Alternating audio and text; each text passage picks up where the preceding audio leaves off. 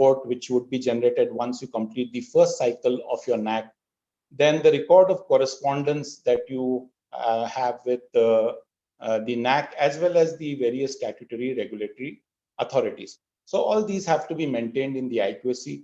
It is very important that you keep updating your ATRs in correspondence to the minutes of your meeting. So every time you have a minutes of the meeting, before the next meeting, you should see to it that your ATR is ready, what action you had taken as far as each minute of the meeting is concerned, and what were the outcomes of the same.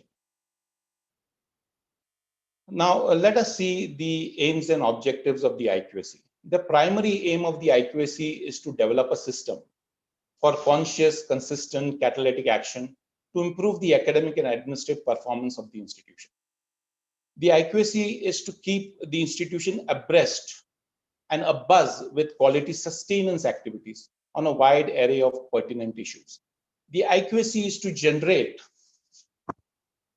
the good practices, ideas, planning, implementation, and measuring the outcome of the academic and administrative, the performances of the institution. So here the keywords is develop a system. So IQAC needs to develop a system to what? To improve the academic and administrative performance of the institution. It is necessary that there is quality sustenance. So the IQAC has to not only develop a system, but see to it that the system is being implemented and it is being monitored and it is being sustained.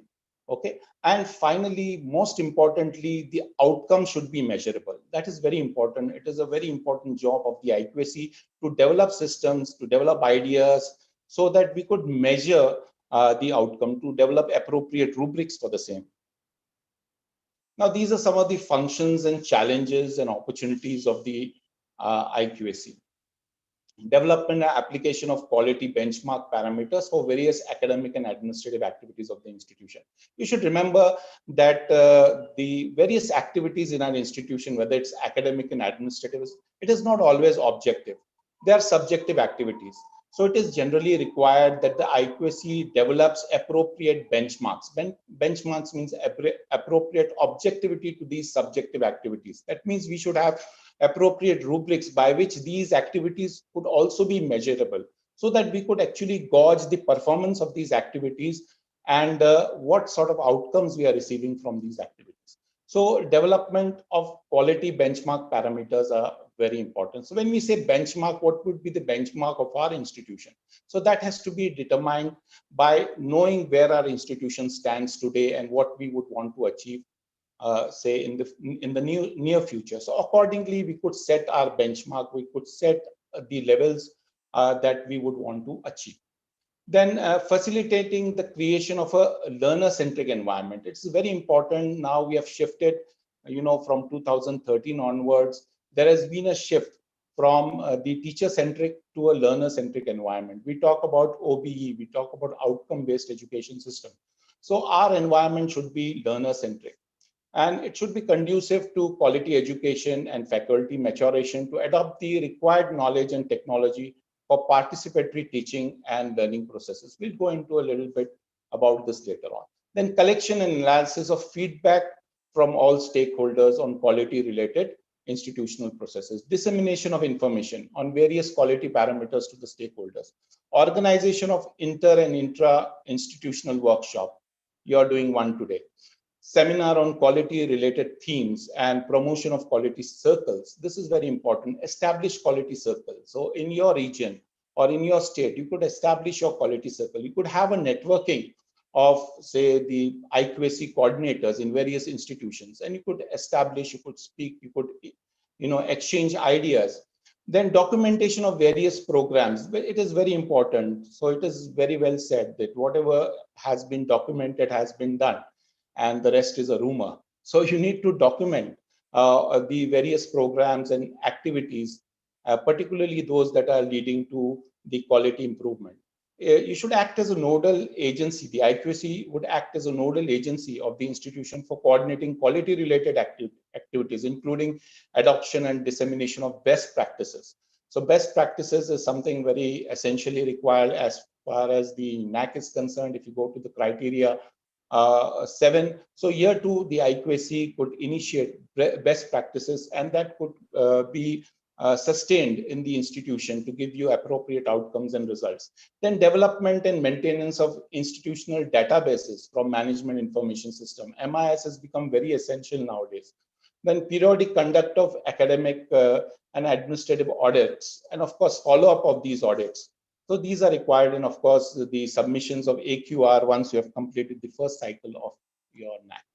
Now, what are the strategies for to institutionalize the quality initiatives? Now, as far as the IQAC is concerned, we have to have a plan. We can't start any activity without having a plan. We should have a vision.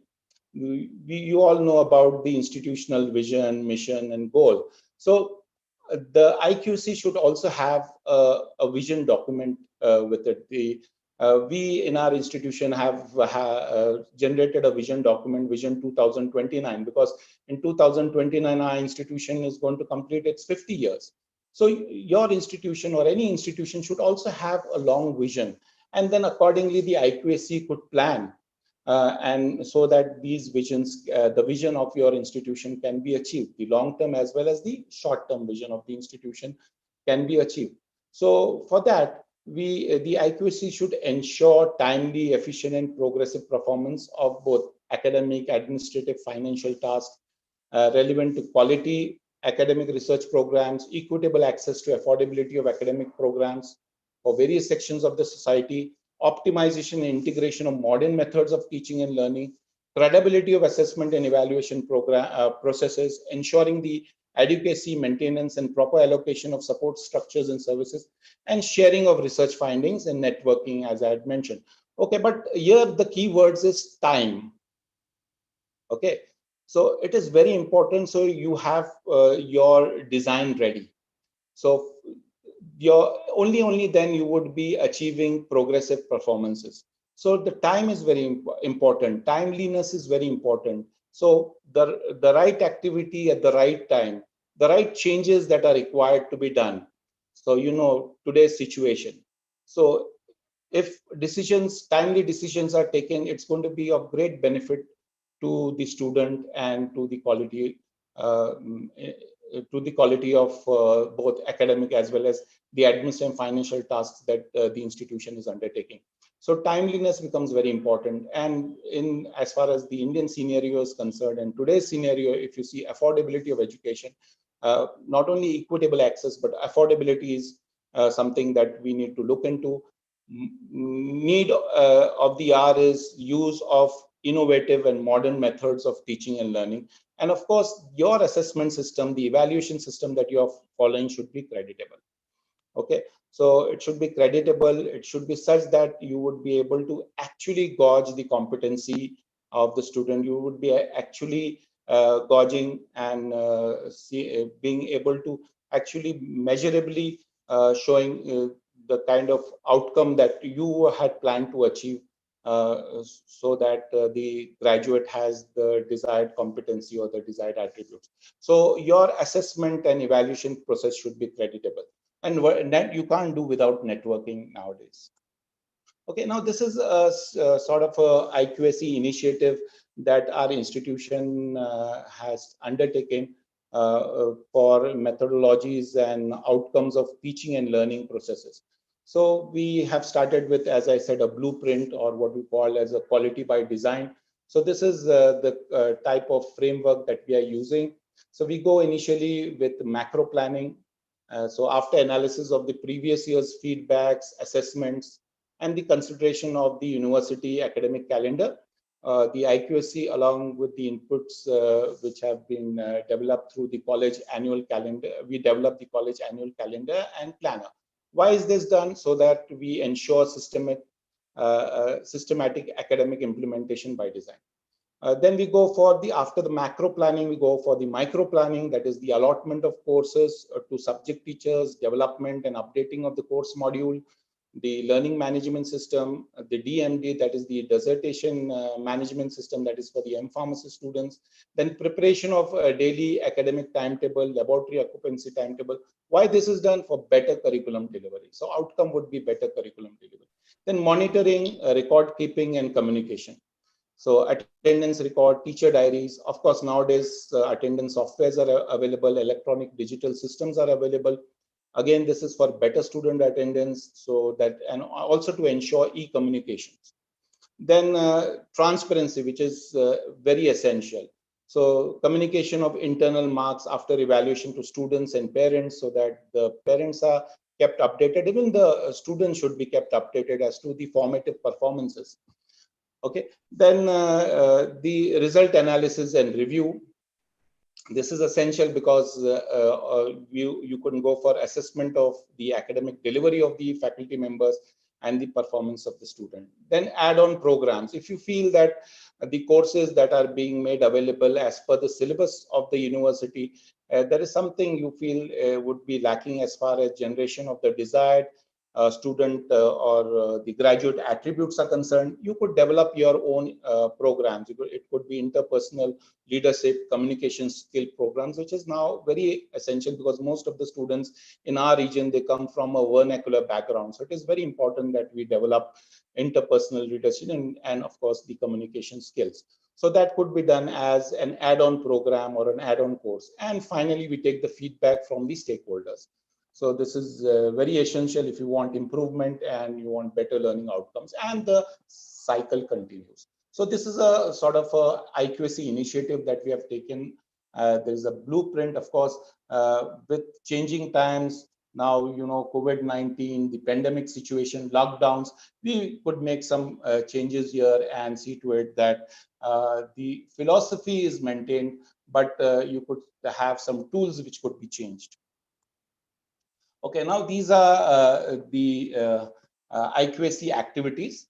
Now we need to explore new ideas, we need to explore new frontiers.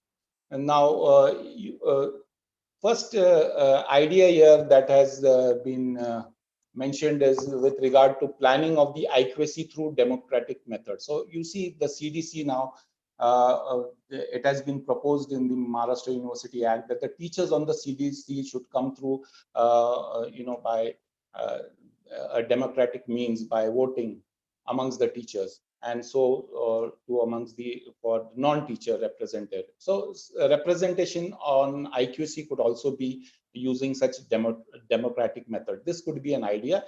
You could have a democratic representation on the IQAC. Then we have initiated a newsletter of the IQAC. It's a quality initiative endeavor. So whatever quality initiatives that the IQAC takes up periodically, this new newsletter is a quarterly newsletter. The IQAC produces, and this is present on our college website. You can go through it. If time permits, I will show you some of these newsletters that we have been publishing quarterly since 2015. So we have been having a quarterly newsletter which tells the stakeholders as to the various quality initiatives that the IQAC is being taken, and what are the outcomes of these initiatives, these various activities and events. So these are depicted in our newsletter. Then updating, maintaining state-of-the-art laboratory facilities. This is an ongoing process for which you need to have a lot of interaction between the departments, and so that the IQAC could send whatever requirements are there for maintaining as well as updating the state-of-the-art laboratories facilities that are there in the institution, which is now very important. Then periodic departmental audits and interaction with the IQAC for quality enhancements. Yesterday, I think Dr. Bhayati took up some of the audits and some documents related to audits. So audits have to be periodically done. We also could have an annual internal quality audit, which we called as an academic audit. Then benchmarking of course and program attainments. Now this has become essential, whether you're going for a NAC or NBA, calculating the course as well as the program attainment, the matrixing as far as the CO and PO is concerned, Calculation of attendance is important, and this could be also initiative. You could change the benchmark depending on your successes. So if you find that the benchmark should be higher now, as your quality initiatives are improving the scores of the students, and you are receiving the desired course attainments and program attainments, you could keep making the levels more and more difficult, so that the quality can keep on progressively increasing. The standards could keep on progressively increasing. So those benchmarking could also be done by the IQAC. Then developing an innovation environment. So we have developed what is the Center for Entrepreneurship and Incubation and Innovation. I have provided the link here. We could go through the link. You could also reach the link through, it is there on our website. Then creation of a practice school and creation of virtual labs. Now, this has become quite essential now. It is part of the PCI syllabus in the 7th semester, and practice school is essential PCI requirement. So you could have innovative ideas. Now, as far as lockdown is concerned, you could have your own innovative ideas. You could also generate virtual labs for better teaching learning process. Then ICT is an inevitable tool for teaching and learning process. Very important. There are many young faculty members in the institution who have a lot of innovative ideas. So it is the job of the IQAC to tap these innovative ideas from these faculty members. Now, we should not forget the non-teaching staff. They are a very, very important element, you could say elemental constituent of the institution's soul, I would say. Okay, so we need to develop these non-teaching staff. You should provide them computer training, because now there is digitalization everywhere. Then you could have the training of the staff under your TQM, that is the Total Quality Management Initiative, which could be initiated by the IQAC.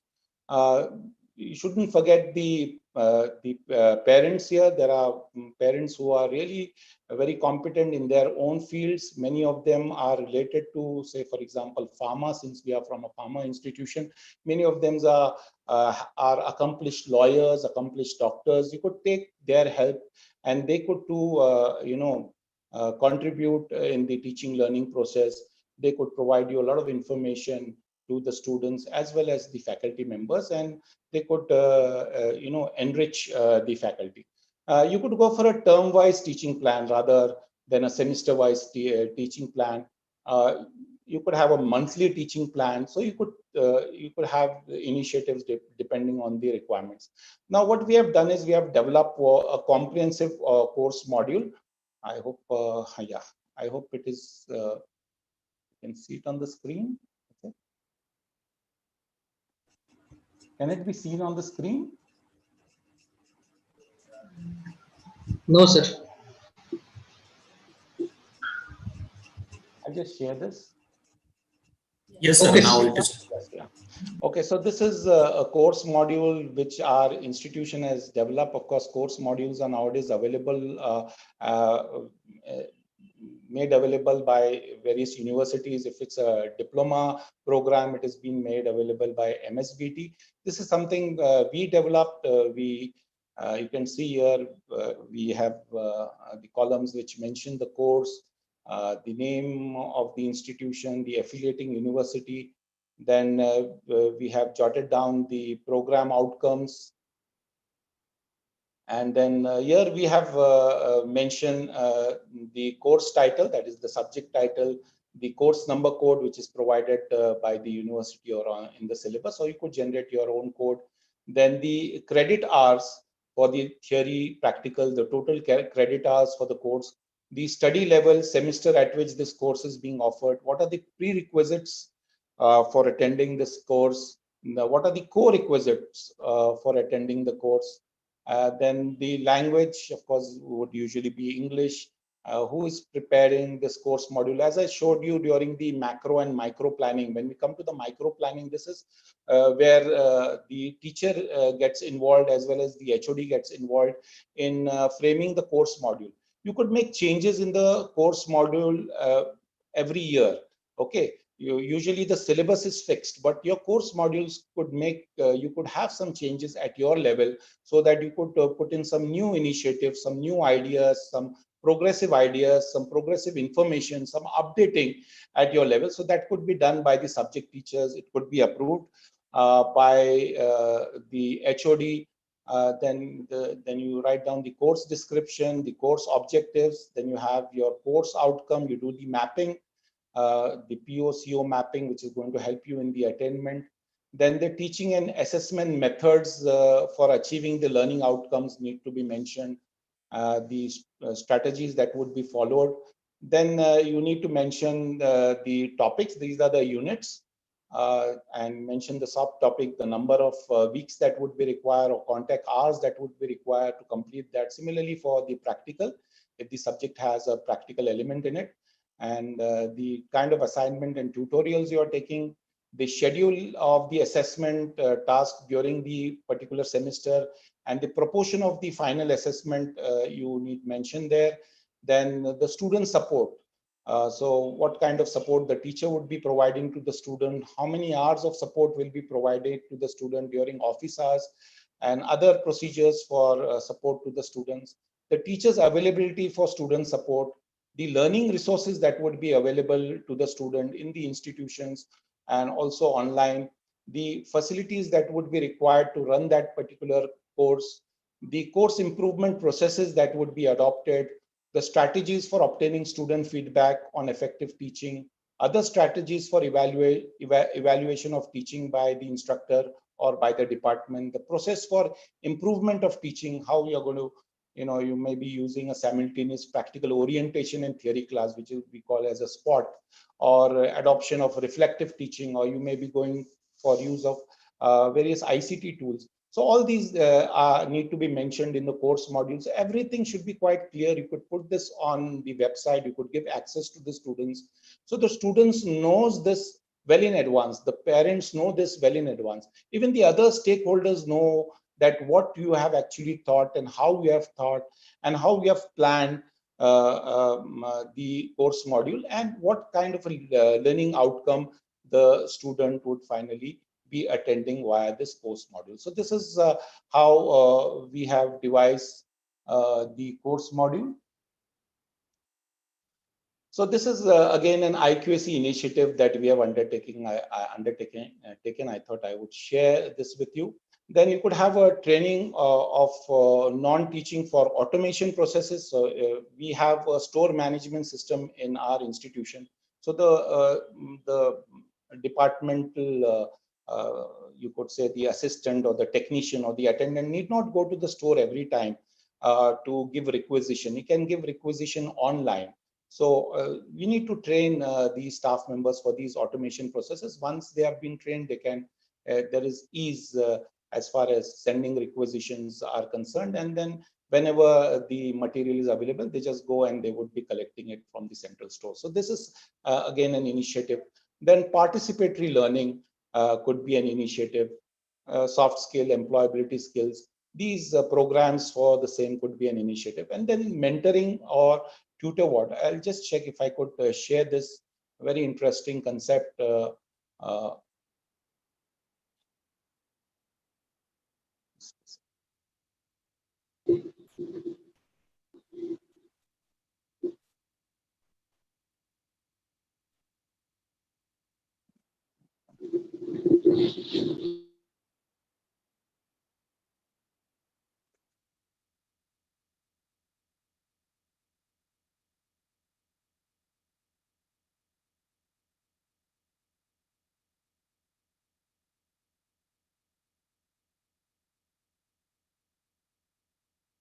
This is our college website. You can see the website is a very vibrant website, and there are a lot of information that is available on the college website.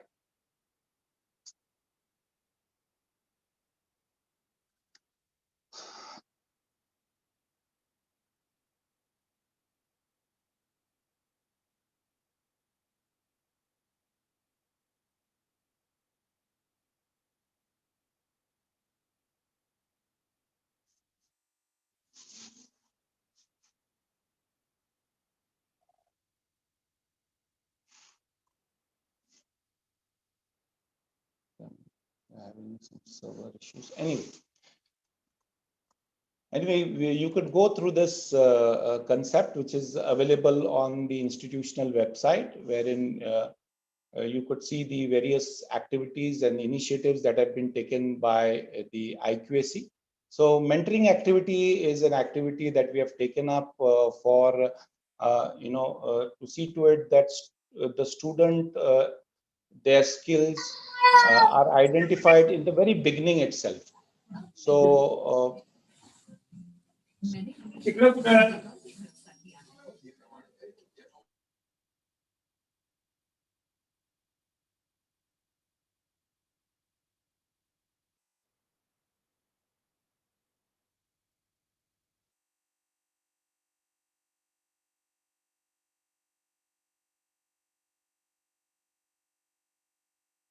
okay, now is it visible, the mentoring?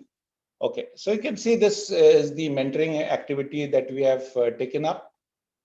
So this is very important so that we could identify the skills of the students and help them not only as far as the success in achieving the desired marks or the desired qualification is concerned, but also achieving success as a pharmacist. So the mentor, once a mentor, is a mentor throughout the life of the student. So we start with collecting the mentor information, the mentee information. At the very beginning, we start off with the collection of the mentee information. So this is a kind of form that has been filled up in the very beginning, wherein the mentee information is collected, and thereafter we go about having a mentor-mentee agreement. So this is another tool that is being used, that is the mentor-mentee agreement. After having the mentor-mentee agreement, then what we do is we go ahead with the parent guardian consent. So we take the parent guardian consent, and then we go for the first mentee interest survey. So we see the interest of the mentee right at the time when the mentee would join the institution. So we would be, very simple things. We ask the mentee which language does he speak or write, what are the favorite things he likes with people, what are the favorite subjects that he had in his school days or in his college days, that is in 10+2 days, what is his goal that he has set for the future. Of course, he's very naive in the initial stages, and he'll be giving his idea of what he would want to achieve after completing the B Pharmacy. And then we talk about his interests: biking, camping, science, cooking. So all these interests about the student are taken into consideration. This is very important because it helps us to understand what the student is like, and the interests change depending on whether the student is from a rural background or whether the student is from an urban background. And it also helps us to identify the students and his learning capabilities. So after taking a mentee interest survey, we go for the mentee questionnaire at the start of the program. So this mentee questionnaire at the start of the program is important because it helps us to understand where the mentee was when he just entered into the institution in the first year, or maybe if he's from the direct second year at the entry level.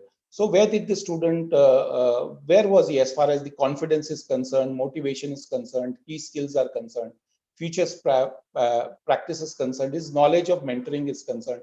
So this idea will be getting. A similar thing we actually do right at the end, after he has completed the program. That means after he has completed his B Pharmacy, we have a mentee questionnaire at the end of the program.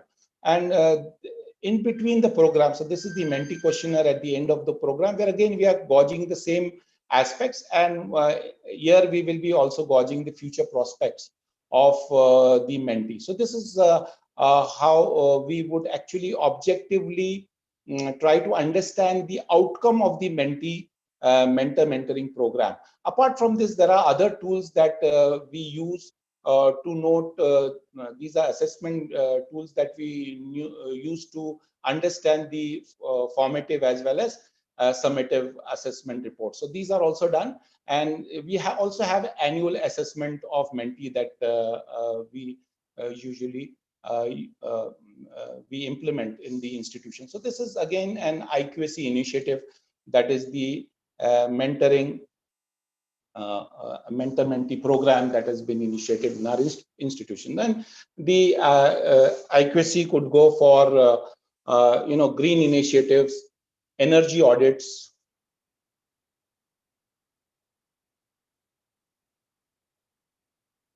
Excuse me, there is some connectivity issues. I'll just rejoin.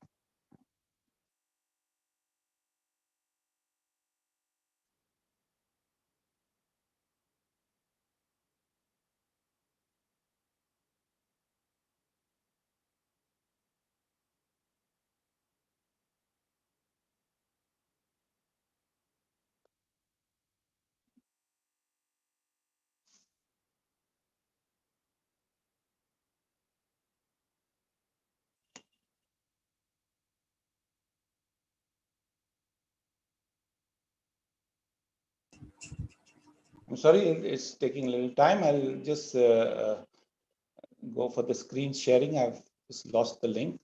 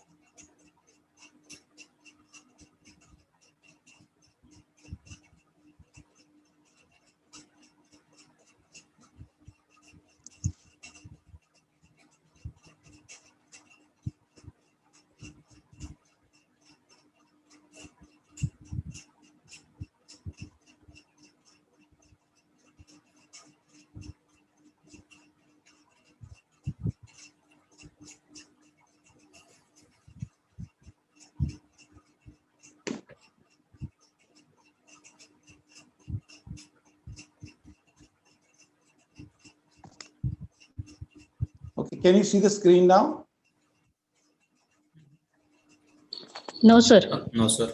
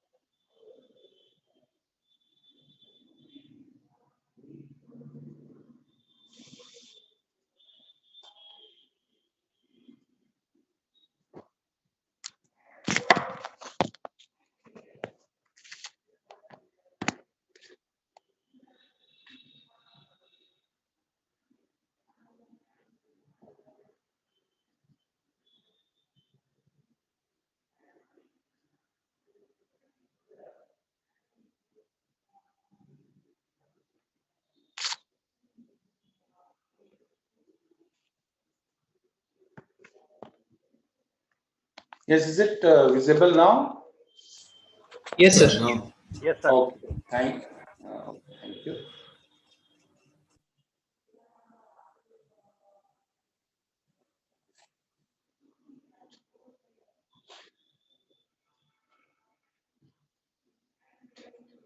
Okay, so sorry for that interruption.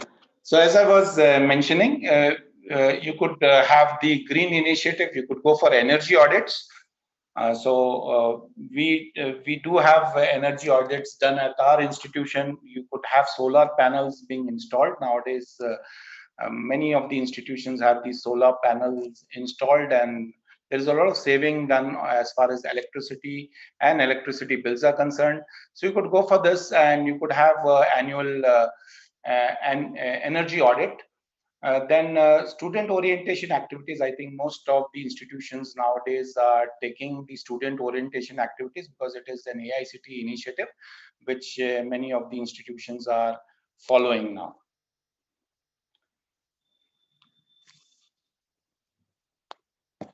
Okay. So then you could go for you could go for having your students participate in the decision making. It is called as participative management. So I would just show you a kind of participative management. Can you see the screen here now of participative management? You can see that in the various committees of the institution, here we have around 23 committees in our institution. We have the participation of all the stakeholders, whether they are teaching staff representatives, whether they are parents, external representatives, whether they are student representatives or non-teaching representatives. So you could have the student representatives. Obviously, they would be there in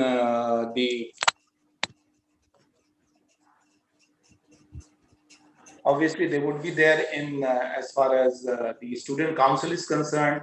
They would be there as class representatives, in charges of the various activities. They should be a part of the internal quality assurance cells, anti-ragging committees, library committee, national social service committees, health aid committees, extracurricular committees, co-curricular committees, disciplinary committees, and you could involve them in so many other committees at the institutional level. So participation is very important. Student participation is very important, and participatory management is one of the matrices that is been included in the NAC assessment process. Then the training and placement cell, you could foster industry institute interaction. Then extension activities, policy for resource mobilization from research, sustainable initiatives to counter pandemic situations and lockdowns, which all of us have taken. And feedback is very important. The feedback is a very powerful tool, of assessment. So our IQSC team, we have initiated feedback from various quarters. So we have initiated feedback from students, feedback of teachers from students, feedback of the library from the students. The exit feedback, which gives us an idea about the facilities that were provided to the students and what the student, what you call it as the student satisfaction survey, which what the NAC does. So a similar thing we have done as far as the exit feedback is concerned. Then we could have the faculty feedback about the department, about the various initiatives that the institution is undertaking for faculty development, improvement, and so many other initiatives as far as the care is concerned. Then alumni feedback. You could have feedback from subjects experts which visit your institution. Parents feedback is very, very important. Whenever you have a parent-teacher meet or via the parent-teacher association. And then the employers feedback. You could have off-campus feedbacks from the employers where your students are presently working. Now, this is just a figurative representation of the NAC process.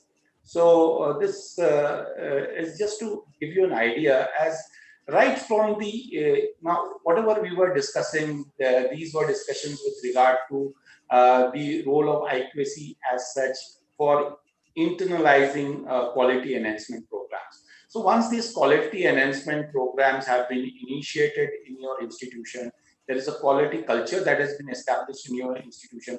This has to be shown to the NAC, to NAC for the accreditation and for the assessment, and also later on as far as the quality aspects are concerned. These we need to also present when the NAC team visits our institution, the qualitative aspects. So right from filling up the institutional information for the quality assessment, what's known as the IIQA, right down to filling up the self-study report. The self-study report would be comprising of so many different criteria which need to be filled up, and you may be having a huge committee involving the committee heads from the various committees of your institution, whether they are extracurricular, co-curricular, NSS, then your academic planning and monitoring committee, your examination planning monitoring committee, and so many different committees coming all together, your institutional interaction cell, your placement cell, all these coming together, and then they would be filling up the SSR. But there should be a listening point. So the IQAC team, and particularly the IQAC coordinator, is the listening point where all these things are taken together, and a very good SSR is built in. You should also see to it that, and this is very important as far as the IQAC is concerned, they should focus on the quantitative matrices, because the quantitative matrices is the matrices which are initially they are assessed. So they should be very well aware as to see to it that they include all the quantitative information that is available, all the data that is available in the institution. You should not miss out on any of this while you're filling on the SSR. Okay, and once the SSR has been filled, and within a period of about 45 days after you have filled your IIQA, then there is the data validation and verification process which starts. So if you are first time right, you don't face many issues as far as the DVB is concerned. Okay, and simultaneously also you have the student satisfaction survey that is going on. So it is imperative that all the students of the institution are informed that the institution is undergoing accreditation process. So they should be aware that you are going for an accreditation process. Of course, they get the feel of it. And if you are into the first, you have completed the first cycle and you are about to go to the second cycle, automatically there is a feel of things that are being undertaken. So that is going on. Apart from that, what the IQAC is to see to it that during the visit of the NAC team, let's lost the screen again. Yes, sir. Yes.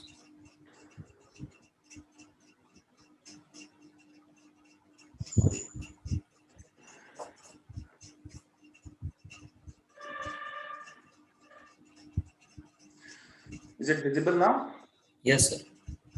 So once you complete your data validation and verification process, then there is this pre-qualification where here we have mentioned that there should be a 30% system generated score. Now they have taken it down to 25% as far as the system generated score is concerned, as per the new notification on NAP. So let's take it as 30%. Once you have achieved this 30% the SGS score, you pass and you would have the per team visit. So once the per team visits your institution, the job of the IQAC doesn't end there, because here is where the IQAC becomes very, very active, because once the peer team visits on the day zero, the peer team would try and coordinate with the IQAC coordinator. So the IQAC coordinator becomes now a listening person between the peer team as well as the institution. So it becomes a listening person, And from the day one, which starts with the presentation of the head of the institution and principal, year two, the IQAC coordination should the coordinator should liaison with the principal initially before you go for the before the visit of the peer team, so that because it is a trendsetter, the presentation of the head of the institution becomes a trendsetter. So the coordinator should have a clear idea as to the presentation that the principal would be given, the points that the principal would be emphasizing on, the criteria on which the principal is going to emphasize your positive points, your achievements. So of course, the head of the institution is the chairman of the IQAC. So this discussion should be, there should be a comprehensive discussion before the per team visit. So everybody is aware, even of the presentation of the head of the institution, and how, and that is where the ball starts rolling, and there is the trend is set. And then the peer team would have various activities and meetings, and they would focus on the various criteria, whether it is the curricular aspect, teaching, learning and evaluation aspect, research innovation aspects. Then of course there would be an interaction between the governing body, management, university representatives, state government representatives. So you could have the IQAC coordinator who could guide the per team, could help in directing the per team to these various inspect these various criterias, and to have these various activities and meetings. Okay. Then what is very important is the focus on the criteria 6, where you have the governance, leadership and management. Here the IQAC would play a very, very important role, because then at this level you would find that there will be a meeting directly with the coordinator of the IQAC and IQAC members in the IQAC office. So you should have IQAC boardroom, you could have IQAC coordinator room, and you should have all facilities in the boardroom, all kind of smart room facilities, ICT facilities, so that there itself they could interact with and get an idea of the various documentations that are there in the institution pertaining to the various criteria and various committees. So the criterion 6, which focuses on governance, leadership and management, is where there would be a direct interaction with the coordinator of the IQAC. Of course, there is also interaction with the administrative officers, finance officers, and also there could be interaction with the non-teaching staff. And one more point I just wanted to mention as far as the focus on criteria 5 is concerned. This is very important because here there is direct interaction with the students, the alumni, parents.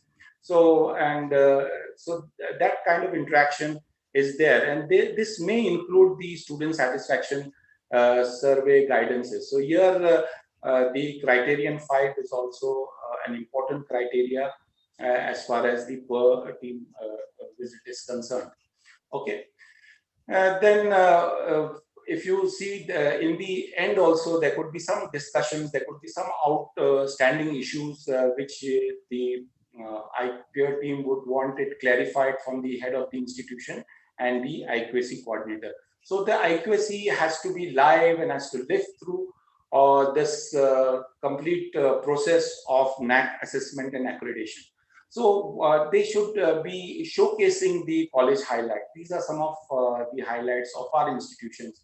So it should be very important that the IQAC showcases all the college highlights. They let know the peer team as to the various activities that are being undertaken, particularly the quality initiative, the strategic plan of as far as the vision is concerned, vision of the institution is concerned, the kind of welfare schemes that are available for the students, say for example minority social welfare schemes, the alumni association, the kind of facilities that are available in the library, say for example if you have a Lipman, MacBook Tech, or Delnet, remote access, your laboratories, all these should be highlighted. If you're a research institution, the kind of grants that you're getting from AICT, DST, UGC, ICMR, Then the kind of research fellowships that your students are getting, GPAD. If it's a PhD program, the, say for example, minority fellowship or the MANAF fellowship that the students is getting, the kind of research. So all this, if you are following an OBE system, which imperatively all of us are nowadays following OBE or a CPCS system, then that should be highlighted, the kind of training program you have. So all positive points, safety, security, waste management, eco-friendly teaching, digitalization, the kind of inclusive education or the quest for excellence, all this has to be highlighted or showcased during the per team visit. The milestone, now usually what happens is 5 years records are usually being maintained and they are being scrutinized, they are being seen. They are going through your 5 years progress, but maybe your institution is an old institution, so you should show the you should track the institutional progress by showing the various milestone that your institution has achieved right from the establishment of the graduate or postgraduate program up till now.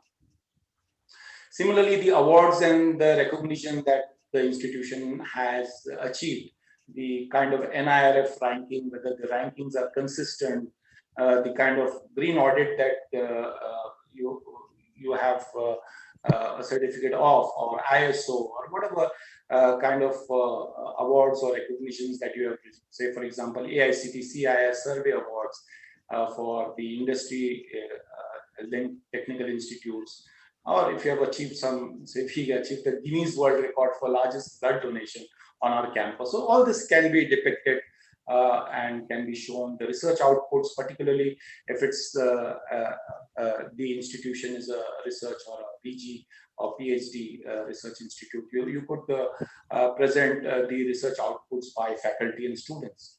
Then the kind of teaching learning, if there is a specific teaching learning program or model that is being followed, this should be shown. It is said that C value is my value. You need to show the peer team as to the kind of the assessment models that you are following. So we have a learner attribute assessment model which we follow to differentiate between the students who are advanced learners and slow learners, so that we can lift up the slow learners, and for advanced learners we can give them much more so that they could learn more and achieve more in our institution. So how we would go for identifying who are the slow learners, who are the advanced learners, the incorporation of bridge courses, teaching learning strategies, planning for curriculum, core curriculum and extracurricular activities, what all we do and how we do it, that has to be depicted to the IQAC team. If you have some award or reward systems which is being given to the students, sponsored by the industry or initiated by the institution or your alumni, that could be shown, the kind of achievements that your students have achieved. So that could be depicted, because that is very important. That indicates the outcome, the placements, and very importantly, your alumni, where they are placed. All these are important things where the IQC can play a very important role, and you could actually showcase this whenever there is a NAC per team visit. Okay, now once you have completed the first cycle of the NAC, then you need to, every year you need to go for the AQAR submissions. Previously, the AQAR submissions were hard copy submissions. Now it has been mandatory that the submissions are done online. Submissions are made online. So if you see the online submission pattern, you will find that the online submission patterns are similar. The format is similar to the kind of submissions that we would usually be doing while we are filling up our SSR. So remember, these submissions are online submissions. Once these submissions are made, can you see the screen now? Can you see the screen? Yeah.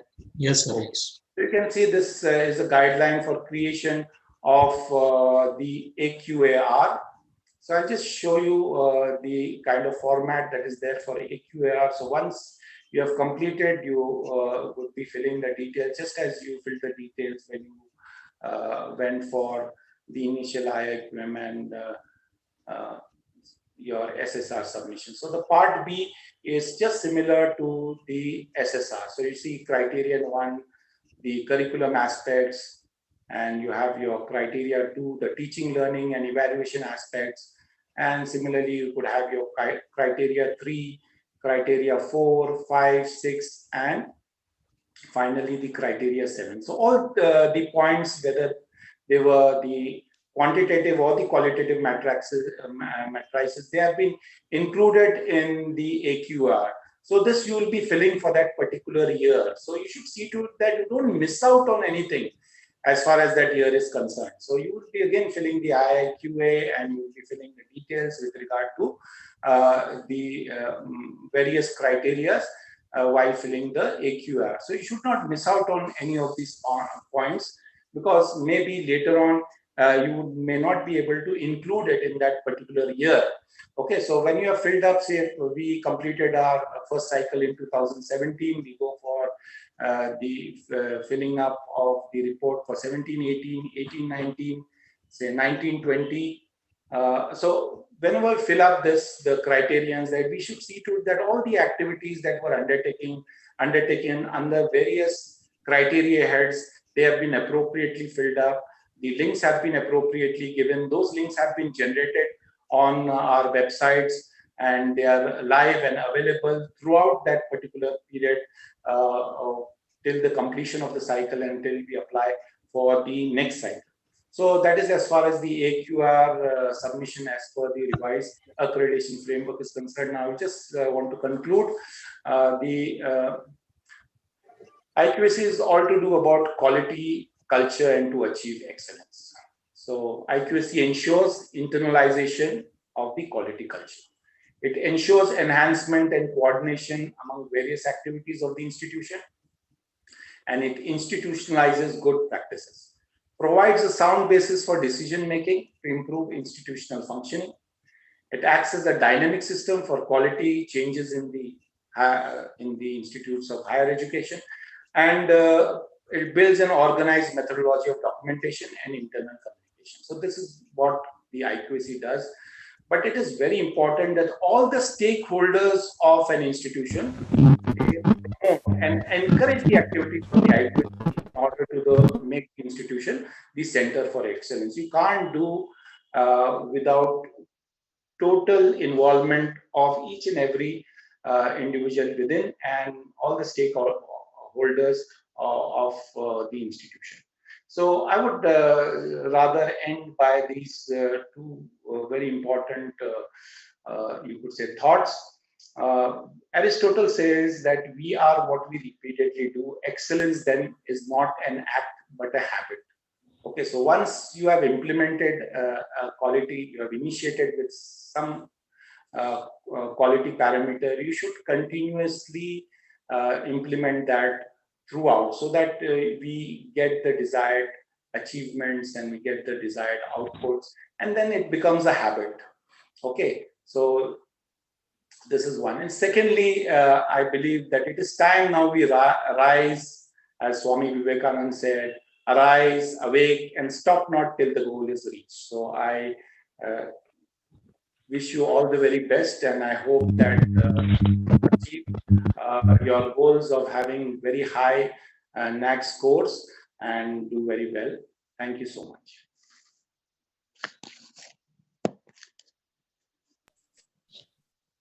Yes, sir.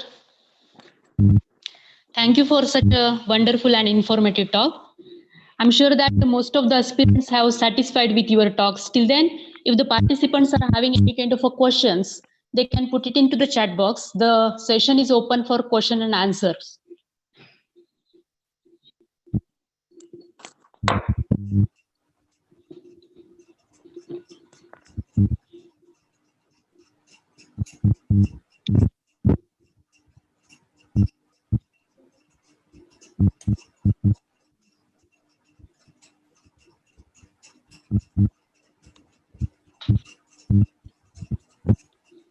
Yes. So here is one question, sir. Which activities can be included as extension activities at college level? Now, extension activities are activities that would be benefiting the society. This is one kind of extension activity. Now you could also have an activity wherein you say, for example, activities which deal with some of the research initiatives that the individuals in the institution may have undertaken, along with some industry. So maybe the industry would want to collaborate with you with regard to some of their problems that they are facing, and you would want they would want you to find some solutions to their problem. So this could also be an extension activity.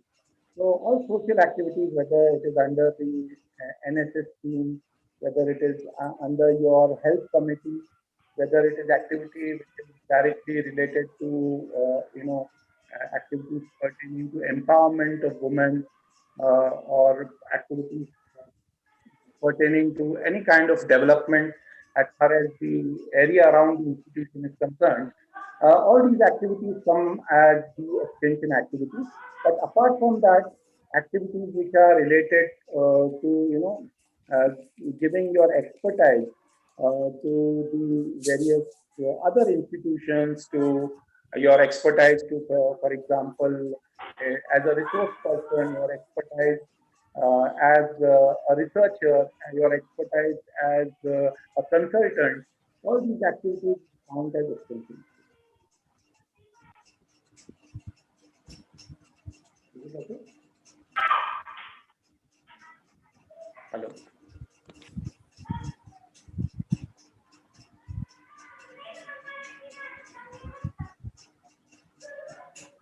Hello, can you hear me? Yes, sir. There is another question in chat box. Sir, how much impact of personal MOU in comparison with the institutional MOU in criteria number 3? Now, MOU, personal, I don't know. Personal means what? Your personal MOU with someone? I didn't get. What do you mean by personal MOU? Yes, Dr. Ram Sakre, sir. Okay. Hello? There is another question, sir. Now, if you could clear what personal MOU means, you mean to say an individual having an MOU with someone? Is it that? Yes. This is indicated in the chat box, sir. Okay. Now, usually it is the institutional MOU which is important as far as the NAC assessment is concerned. The institutional MOU becomes more important than a personal MOU. Okay. Sir, next question is there. Being a new IQAC member or in charge, what are the challenges to be faced? The type of challenges, in fact, if you are a new IQAC coordinator, this is the first time the IQAC has been founded. Is it so in your institution? If the IQAC was already there and now you have become the coordinator, of course you take the baton ahead. But if it's a new IQAC, then the first step that you should be doing is you should be looking into the rules, regulations, guidelines that have been given by NAC as far as IQAC is concerned. You should have a thorough study and understanding of the functions and challenges as far as the IQAC is concerned. So that is very important. Okay, so you should be clear with regard to rules and regulations, not only of the NAC, but also of the various statutory regulatory authorities. Okay, so whatever initiatives you would be taking would be within that framework, number one. Number two, you should be very open to ideas. It is very important that the IQAC coordinator is very open to ideas. Okay, so and then even if you might feel that some of the ideas you might initially feel that it is not feasible, but you should put up the idea during your IQAC meetings, have discussion on that, and try and implement those ideas. Many times those initial ideas where you feel that there is an issue as far as feasibility is concerned, those ideas work out to be the best ideas. Okay, so it's not clear if you are an IQAC coordinator, there is no issue. in fact, if you're a new coordinator, you come up with new ideas, and you should go ahead and implement these ideas once they have been approved by the IQAC. You forwarded that to the CDC, you get it approved by the CDC, and percolated down for implementation by the various committees in the institute. Next question. Okay, sir. One more Hello, question is there. Hello. One question Yes, is there, sir. Being new to IQAC as an IQAC coordinator, what are the challenges to be faced? no, the challenges I've already mentioned about the challenges and opportunities. Okay, the challenges is to develop a system. Okay, so depending on the programs that are being run in your institution, depending on the facilities that are available at your institution. Okay, so it is cases to basis. Depending on the setup of your institution, you will now try to improve on it. So you should start with what we call as a ABC concept. Okay, so we start off by first seeing where we stand today. So you are aware of, there are so many benchmark institutions. You can see via NRF rankings, some institutions are ranked really very high. So what do they have that your institution does not have? Okay, what kind of infrastructure that they have? What kind of course, they may be having a long history. They may be institutions that have been set up very early. But anyway, you do get an idea, a vision as to what they have achieved, say maybe after 10 years, 15 years, 20 years. How do you go about it? Okay. Similarly, you are aware of the kind of graduate attributes that are required from the OBE. I hope you are aware of the outcome-based education system. Okay, so you are aware of the type of graduate attributes, the type of competencies that your students should have once they have completed the B Pharmacy course. So what is desired or required for that as far as the academic process is concerned? Then initiatives with regard to the administrative process. If there is an ERP system already available, well and good. If not, you could have an ERP system. You could have a customized ERP system for your institution. You could have an MIS system in place. Okay, a customized MIS system or an LMS system. Or you could install an LCS, which is nowadays not very expensive.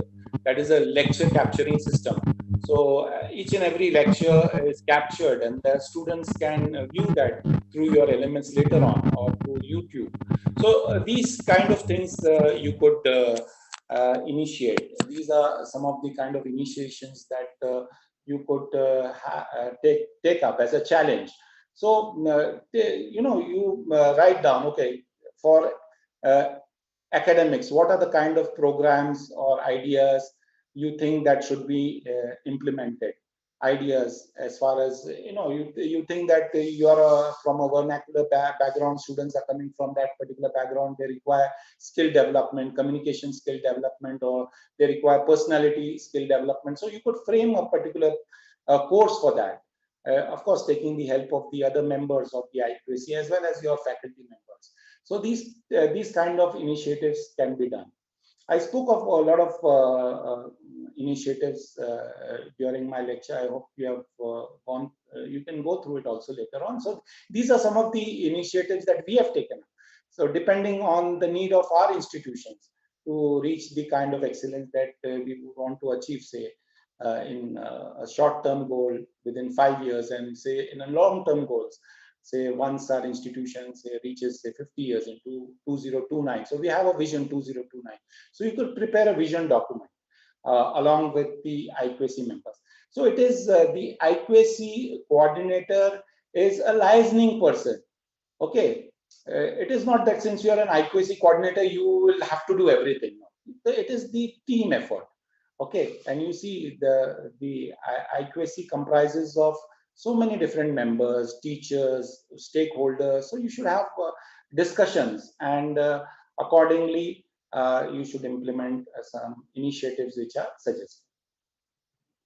And of course, you should maintain an ATR, action taken report. Once these initiatives have been suggested, have been discussed, and you have made a resolve to implement them, then just prior to the next meeting, you should check out to see whether it has been implemented, what kind of action has been taken on it. If you find that there are some hurdles, there are some challenges that could be mentioned in your ATR, and that could be overcome prior to the next meeting, say. And again, that would come up in the, so outcome is very important.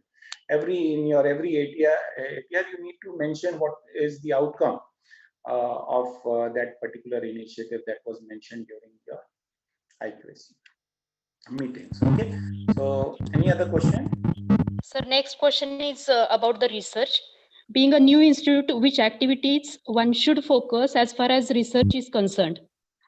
Okay, now I would want to know whether you all are having an post-graduation course, an M.Pharm course in your institution, or an MSc course in the institution. So if there is a post-graduation course, then obviously research initiatives would be taken with regard to the interest of that particular guide, or the the initiatives with regard to the need and requirement of research in that particular field of study.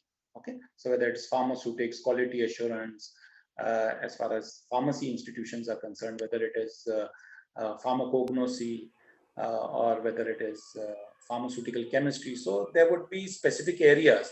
So we have specific areas here. As far as pharmaceutics is concerned, I'm interested in particle engineering. So I would be doing, having my research projects, my students would be working on particle engineering, or they would be, say for example, working on some novel drug delivery systems. My focus is on nasopulmonary drug delivery system. So you could choose the topic or the field of interest as far as research is concerned. This is subject research. Apart from that, you could do research as far as teaching learning is concerned. This is also very important. So if you have implemented some particular idea, say for example, we had what is known as the SPOT, that is simultaneous practical orientation with the theory classes. So for example, while I was teaching physical pharmacy, the kind of theory lectures that I would be taking would be coinciding with the kind of practicals that pertain to the theoretical lectures that I am teaching. So the theory part would be covered during the lectures, but the practical part of that would be covered during the practical. Say for example, all kind of micrometric practicals, say particle size determination, and these kinds of practicals would be taken up while I am teaching micrometrics to the students in the class. Say angle of repose, flow properties, derived properties of powders. These kind of practicals would be taken up while I'm teaching derived properties in the class. So the theory and practical would be oriented, and excellent results, because many times students don't know why are they learning this, what is the application, what is the implementation. Of course, nowadays with the advent of the practice school, virtual laboratories, these could be done in a much more better fashion. So these are some of the, and then you should see what kind of outcomes the student has achieved. So you could prepare questionnaires, you could prepare rubrics, you could prepare assessment tools to see what kind of outcomes the student has achieved. This itself could be a research. You could publish this in IJPR, you could publish it in the American Journal of Education. So these kind of work that you have done, the initiative that you have taken as far as the learning aspects is concerned, that could also be a kind of research that you do. So we say for example, you are organizing a practical in a laboratory. There are 20 students who are doing the same practical that you have set for that for the day. So what kind of performance? There is variation in the performance. Why is there a variation in the performance amongst the student? What was the issue? Whether the issue is of understanding, whether the issue is with regard to their practical hand. What is the basic? All that is a part of teaching learning process and research within the teaching learning. So whatever you are implementing in the college, that too, the teaching learning process that you are implementing, that we talk about student-centric teaching. So what kind of teaching that you are using? what kind of teaching tools that you're using. All this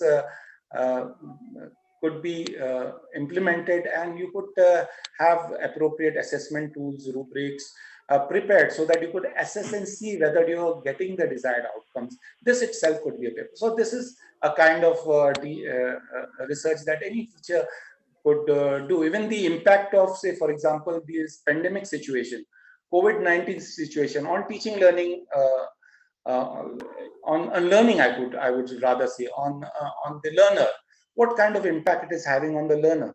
This is also it's a very important kind of research that the teacher could or the researcher could think about topics related to this. So the kind, say, for example, today we had so many issues as far as connectivity is concerned from my side.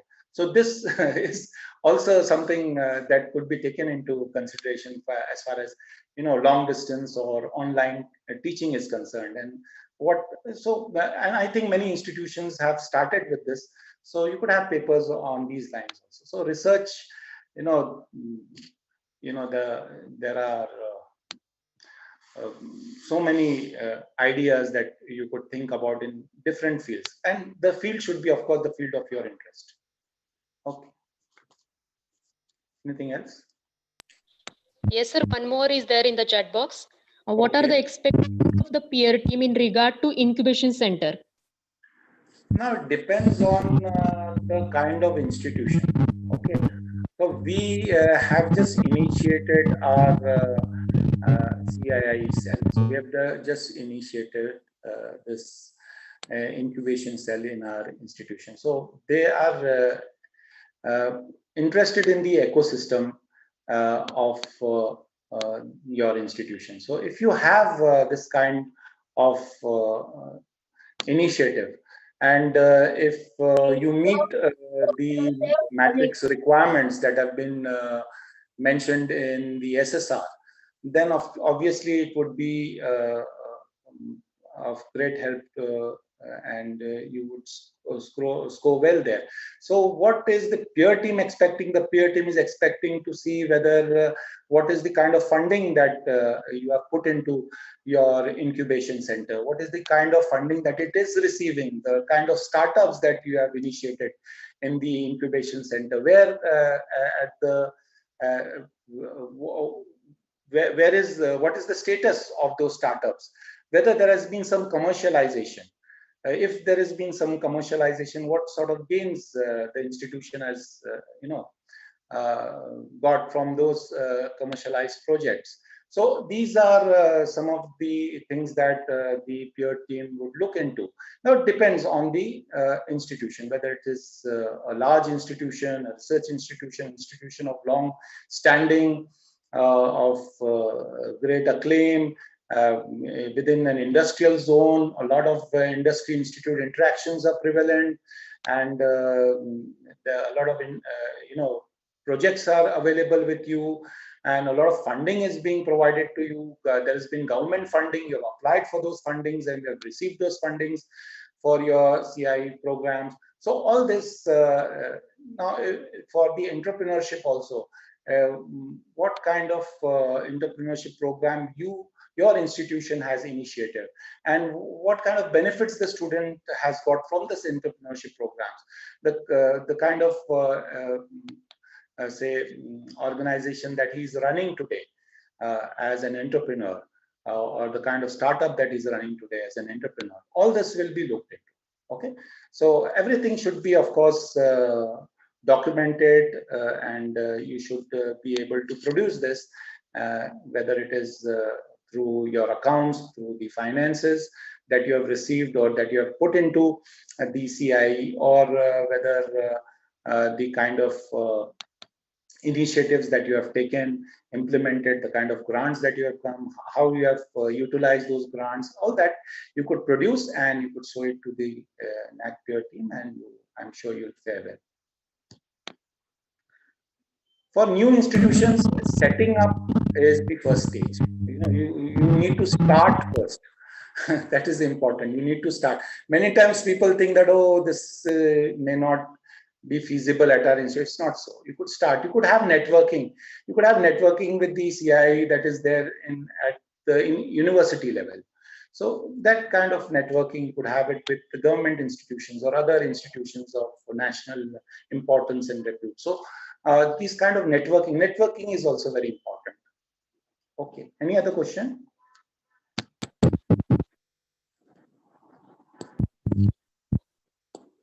Hello? No, sir. Thank you very much for clearing all the doubts of the participants. Now I would like to call upon Ms. Bhosle PP to propose vote of thanks.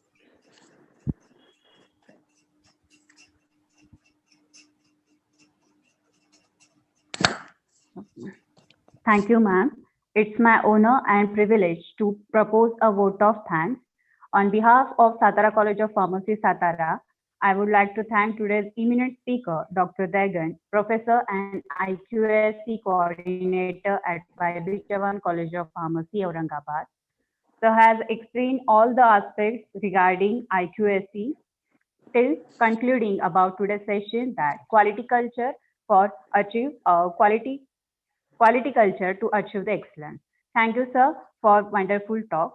I would like to thank Rayat Shikshan Sanstha, YCIS Satara, for organizing 1 week e-faculty development program for all the aspirants of the NAC.